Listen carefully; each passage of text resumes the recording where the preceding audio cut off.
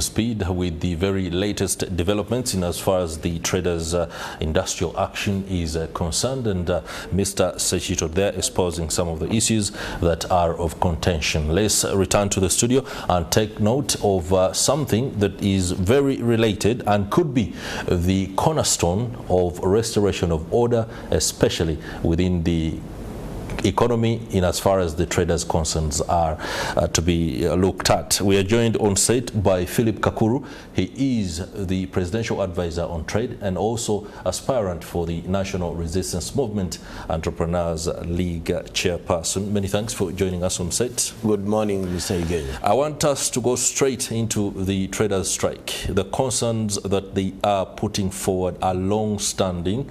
We've heard this, we've seen this, and it's unfortunately turning into some sort of annual ritual.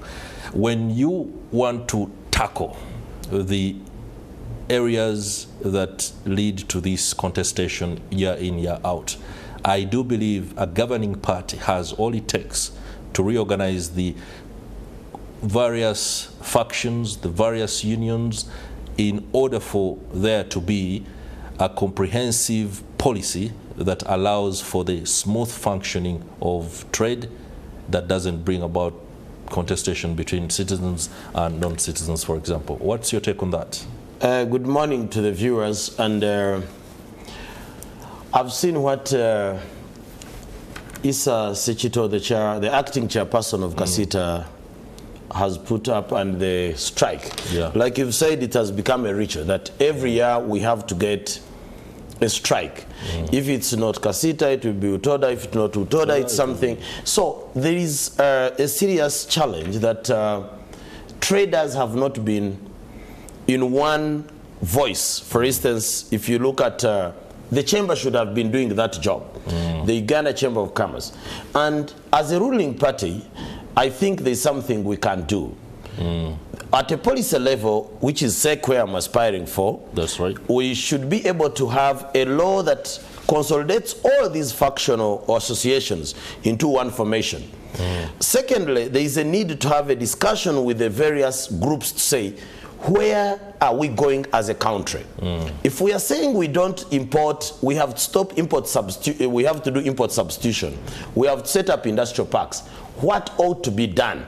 We need to alert our people that, look, we cannot import second-hand clothes because we have factories, we can get these things here. That's now, right. How do we participate in that process? The traders will say, we are the Traders Association, we have some money, we are setting up a factory, can we be supported? In that way, we are able to resolve some of these issues, that the impasse stops. Otherwise, if you are saying we are stopping importation, or we are putting taxes on imports to discourage importation of these goods because we are producing them what? Domestically. Now, the traders must come to play. For instance, what President Museveni did in Jinja to say, okay, look, you are complaining about the prices of sugarcane from being bought by the investors. Now, can you set up a factory? Here is the money. They got money from UDC. Here is the money. Set up a factory. Buy your produce, keep it, process it, and put it on the market. So why can't the traders form an association, or all these associations amalgamate themselves and set up a factory? To me, I think that is the genesis. So one is engagement of traders to know what is the focus or the policy of government or the party.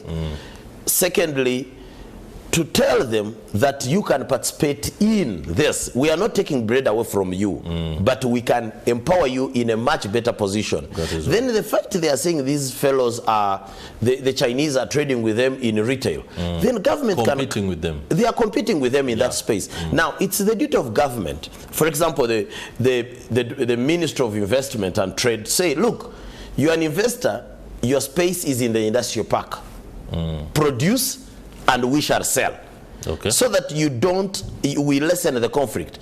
But if you say that you want to produce in the factory and you want to come to run a retail outlet, then it doesn't work. Even in developed countries, you find that outlets which are off-season clothes, they are far away from the malls, so that the malls can be able to pay taxes. So let's have the industrial parks there in Kapeka, they are like in Mbale. Let's have the towns be preserved for the natives. Okay. Yes. Looking at all this, my question, or rather my attention, goes to the Entrepreneurs League of the National Resistance Movement and its ability to consolidate these particular positives into the kind of framework that you do suggest. You are aspiring for the chairperson of the Entrepreneurs League of the National Resistance Movement, and there's a whole set of other contestants, and I'm sure reading through your various mini manifesto within the party system, what is it that you're going to tweak in order to achieve what you basically espouse as a consolidated framework? For starters, I think as a governing party, we are the government in place. In place, yeah. Now, when you push a policy position of this nature, you are supported at a SEC level.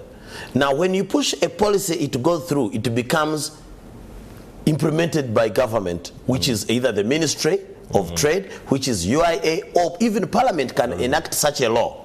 So, it is that policy position that I'm taking that I will be able to advance and convince my comrades in the party that this is the party position. Then it forms the manifesto of a government on how to harmonize these frameworks. Two, government will empower the Chamber of Commerce and Industry to make sure that we bring all these factions of traders into one collective bargaining association, so that when there is an engagement, the president is not going to meet Utoda today, Kasita tomorrow, the other day different faction. He has a lot of work to do as a party. So that's what I'm saying. Then we look at sectors. Like I said, I talked about zoning of sectors. Zoning of sectors, yeah. Now, I said textiles, if they are garments fellows, where have you zoned them so that we understand their concerns, not when they are scattered all over. If they are automotive and repair, we go to Seka, we know that that's an area zoned for that.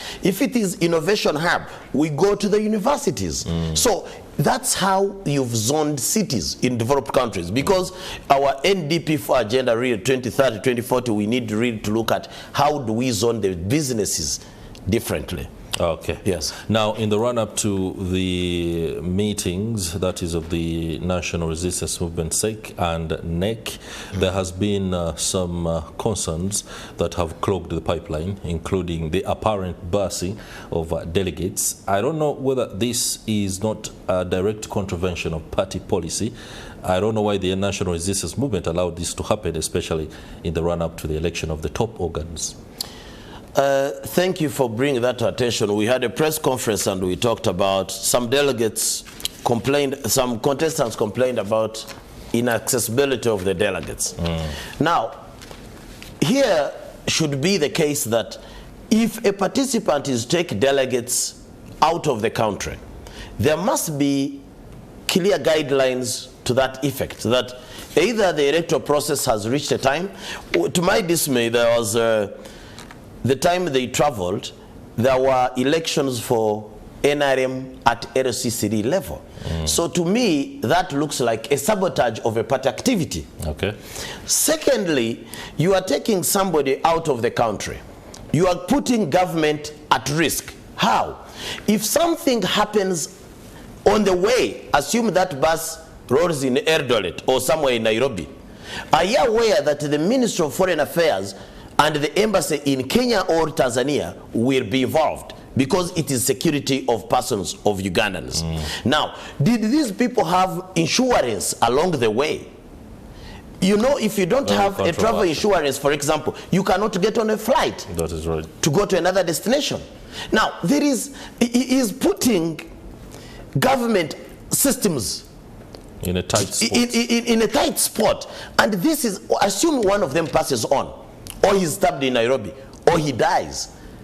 Are you aware that Foreign Affairs will participate in this? So it is up to the party really to look into the behavior and the arrogance of some individuals, that it's not about competition, but we need to look at the interest, because if you have a government, you must state what are they going to do. Are they benchmarking? Whom are you benchmarking with? So there must be processes and procedures. All right, I'm afraid we're out of time. Philip Kakuru, Presidential Advisor on Trade and also aspirant for the position of NRM Chairperson for the Entrepreneurs League. Many thanks for your perspective. It's been a pleasure having you on board. And that will do it for this edition of Morning at NTV. many thanks for your company, as has been the case from Monday and indeed all the other days. We shall see you tomorrow. Have yourselves a lovely day.